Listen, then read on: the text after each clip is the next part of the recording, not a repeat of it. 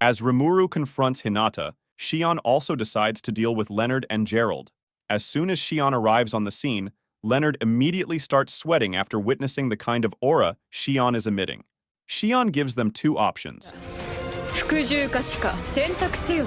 Despite this, Leonard decides to fight Shion. He orders his subordinates to deploy a holy field. Both Leonard and Gerald start to believe they can defeat Shion. Thus, all of them launch Holy Cannon on Shion.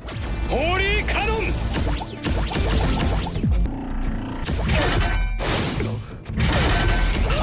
Needless to say, Leonard is speechless.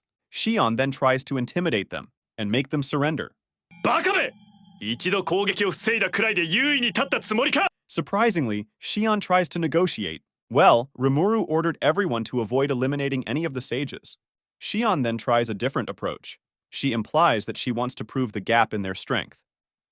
But just as she is explaining, Gerald interrupts her.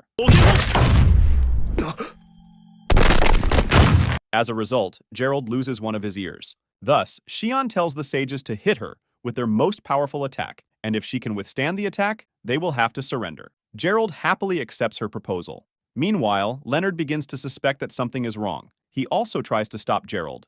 But eventually, they decide to launch their most powerful attack on Shion.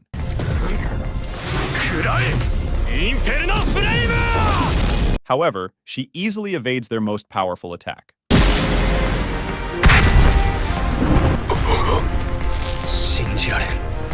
Leonard, in shock, admits defeat. But Gerald still arrogantly declares they will win as long as they have the holy field. Leonard tries to stop him again, but Gerald starts acting like a certified loser. Leonard immediately realizes that something is wrong with Gerald. Meanwhile, Shion decides to break their holy barrier. Needless to say, everyone is speechless. Thus, with no other choice, they decide to surrender.